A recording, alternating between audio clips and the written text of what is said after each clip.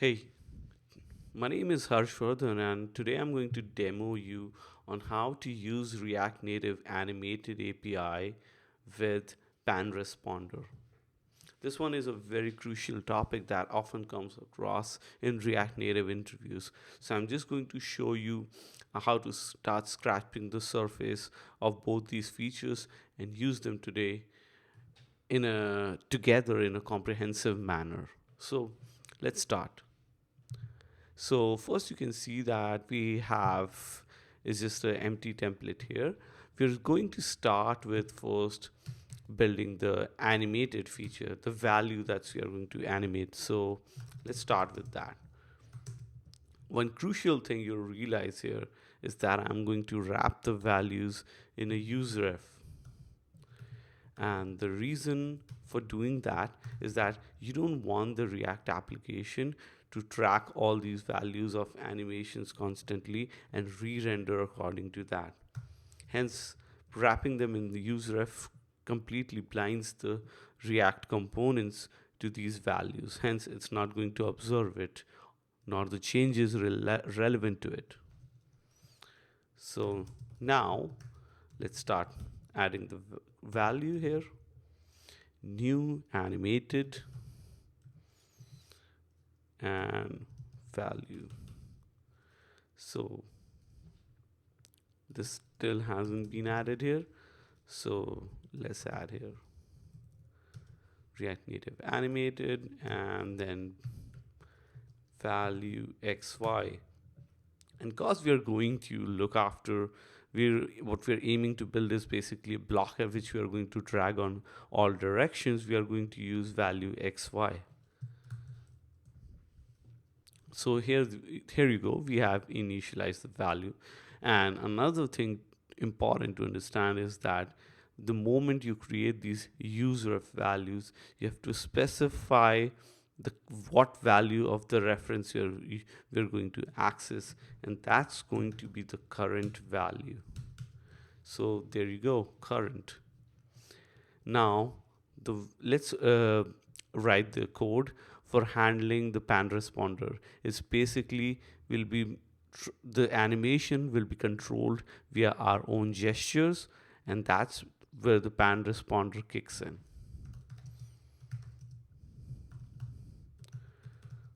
Pan responder.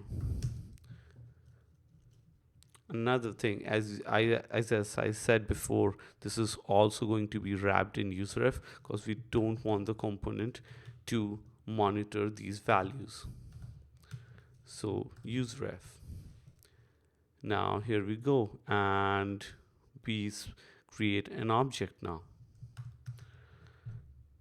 but it's hasn't been added. So let's start add here first. Pan responder dot create.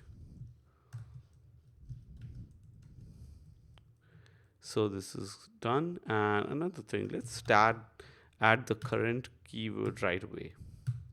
So now we're here going to specify the values that will describe how the pan is going to be handled, like how the gestures are going to be handled. We are going to specify that here. So let's start. First thing we have to specify is that on when you basically start making the move, you have to first ensure that the pan responder is set. So this is a very straightforward method to use. You just return a true value. Now we have to ensure that as the animation will be completely coupled with the gesture, so we start using a method that maps the gesture with the animated value. On move, and you don't need to remember these function names. If you're using VS Code, it will quickly tell you what exactly you have to use. You can just write the early steps, and VS Code, like tools like VS Code, will inform you anyway via the IntelliSense feature.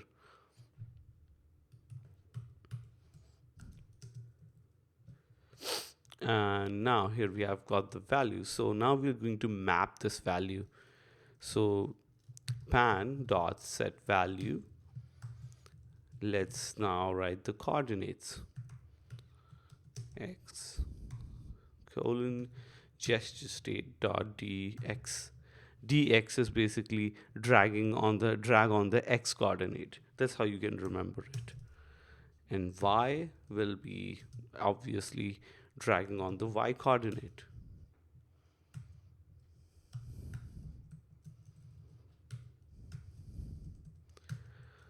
So now we have basically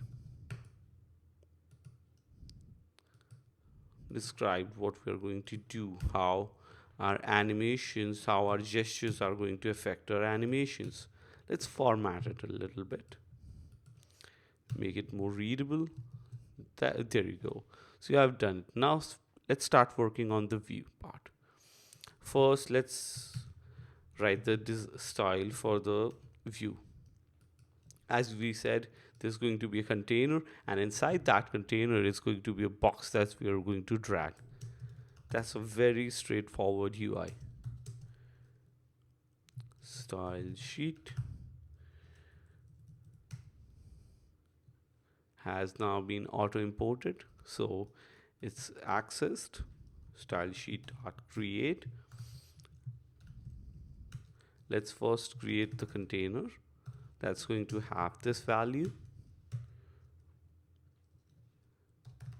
So first you go by justify content, trying to put it in the center, and then we are going to just ensure the items and all are in the center as well. And this is going to take entire space, so flex 1.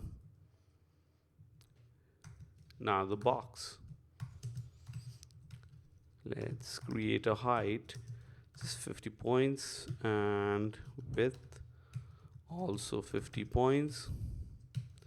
Now let's have a background color.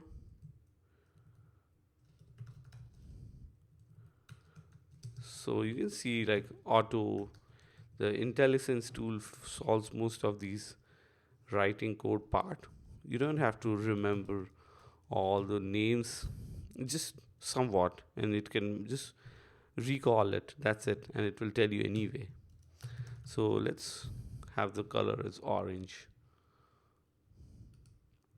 So now we have created the style. So let's first add the style. Style equal to style dot container. Now we are going to create the view for this, right?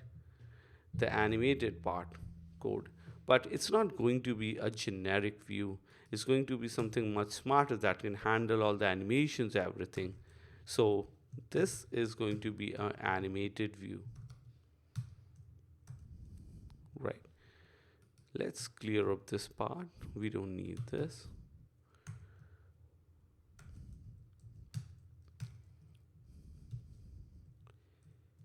So there you go. Now let's start writing.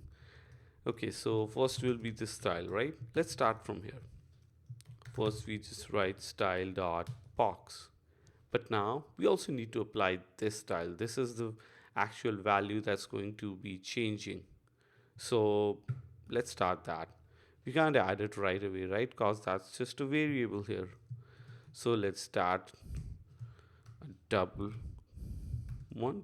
params, and let's destructure it. So this has been added now, and let's add pan dot, and what property are we adding it on? So let's not forget to specify that. That's the transform. That's the value that's going to change on the actual drag. Pan dot get translate transform.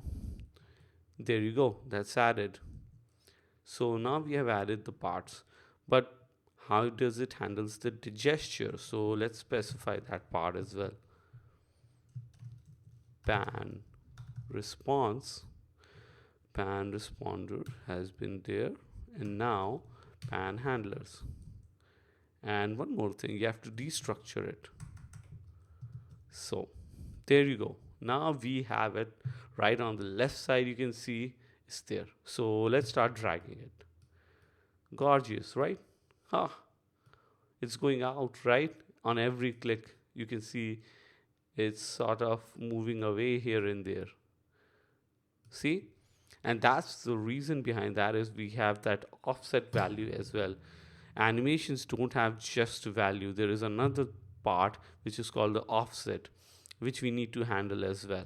So now for that, in order to fix this bug, we need to start leveraging the moves, the life cycle of the pan responder. So let's start using that. On there's feature something right like on grant, so I can check that.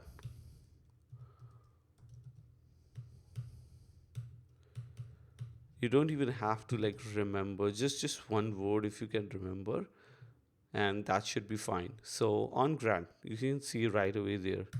That's it. That's all you need to remember. Nothing more than this. So don't get scared by all these long function names on PanResponder grant. Now, first thing we need to do here is basically you can see we have the value, right? What happens, what's going wrong here is basically that when we are moving, the offset value is continuously incrementing itself. So like the value is which is pushing it to the main value. So we need to fix that bug right away.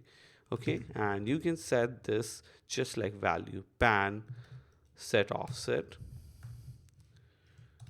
See right here, x dot pan dot x.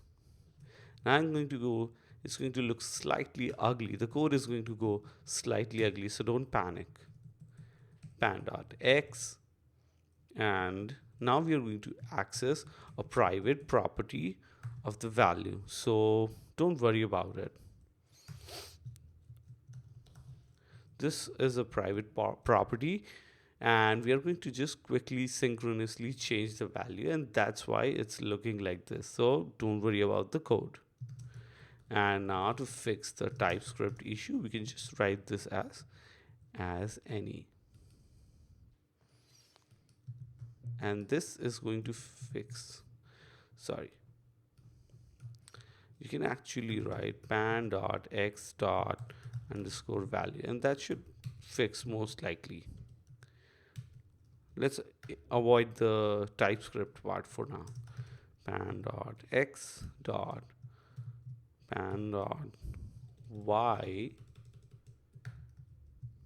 underscore value. So there you go, that part is now added. But that's not all, like, we don't have to just do this. We need to do one more thing, which is set the value of pan itself to 0. So pan dot set value,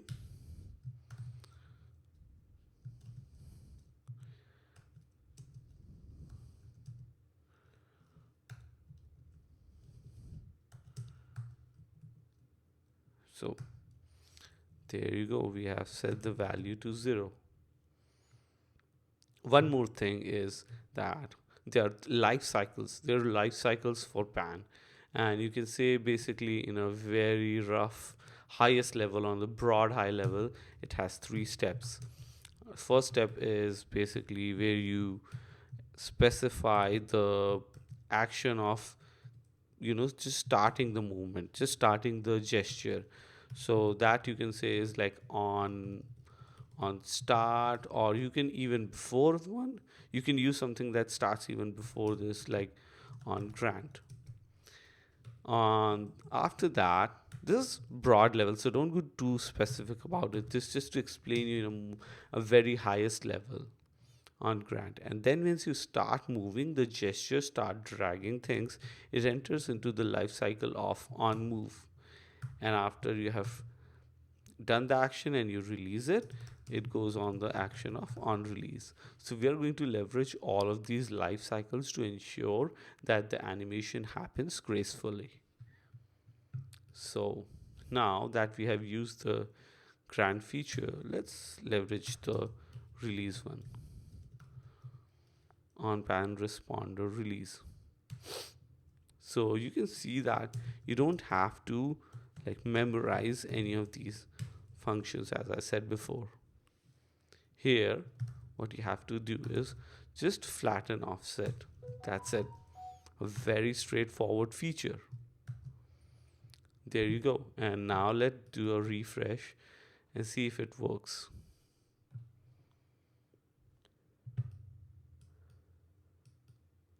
Very smooth. Very, very smooth. Absolutely no issues at all. We have fixed it. There you go. Now you can drag. Now you're using React Native Animated API along with PanResponder. Your animations are being driven by actual gestures. And now, should we also work on fixing this bug? That looks ugly, right? So let's try fixing this. It's just a TypeScript issue, nothing more. Just write like as any and another as any. There you go. That's it. That's the code. Thank you for watching.